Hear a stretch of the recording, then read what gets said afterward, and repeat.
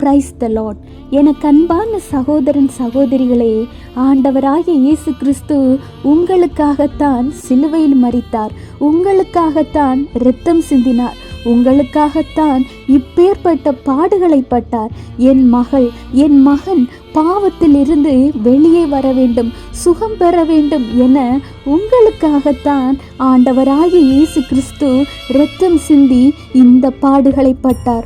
உங்கள் அக்கிரமங்களை அவர் சிலுவையில் சுமந்தார். நம் உடலில் ஒரு சிறு முள் குத்தினால் கூட அதன் வேதனையை தாங்க முடியாமல் துடிக்கிறோம். நமக்காக முட்கள் நிறைந்த வாரினால் அடிக்கப்பட்டு சதைகள் பிந்தவராக இரத்தம் வழிய வழிய உங்களுக்காகத்தான் இத்தனை கஷ்டங்களையும் ஏற்றார். முட்கள் நிறைந்த முள்முடியை சூட்டி கொண்டார். உங்கள் இரத்தம் காக்கப்பட அவர் இரத்தம் சிந்தினார். ஆனால் இன்று நீ என்ன பண்ணி கொண்டிருக்கிறாய்?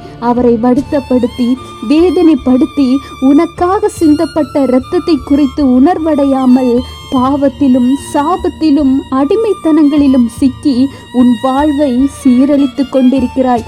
பாவத்தின் சம்பளம் மரணம். நீ மரணத்திற்கு செல்லக்கூடாது என, நீ பாவத்தில் விழக்கூடாது என உன் ஆண்டவராகிய இயேசு கிறிஸ்து இன்று உன்னை நோக்கி கூப்பிடுகிறார். இந்த காணொளி கற்பனைக்குரியதாக இருந்தாலும் ஆண்டவர் இதைவிட அநேக பாடுகளை உனக்காக அனுபவித்தார் என்பதை மறந்து விடாதே.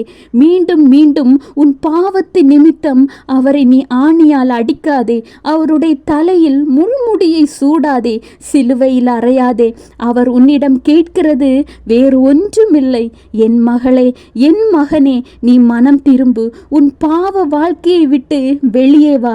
உனக்காக நான் இருக்கிறேன். உனக்காக தான் நான் சிலுவையில் மரித்தேன். உனக்காகத்தான் இந்த பாடுகளை நான் பட்டேன். உன்னை நேசிக்க யாரும் இல்லை என்று நினைக்காதே, நான் இருக்கிறேன் என்று ஆண்டவராகிய இயேசு கிறிஸ்து இன்று உங்களை பார்த்து சொல்கிறார். மனம் திரும்புங்கள். ஆண்டவராகிய இயேசு கிறிஸ்துவை உங்கள் சொந்த இரட்சகராக ஏற்றுக்கொள்ளுங்கள். உங்கள் பாவங்கள், சாபக்கட்டுகள் எல்லாவற்றிலிருந்தும் நீங்களும் உங்கள் குடும்பமும் விடுதலையாவீர்கள். Have a blessed day. Jesus bless you.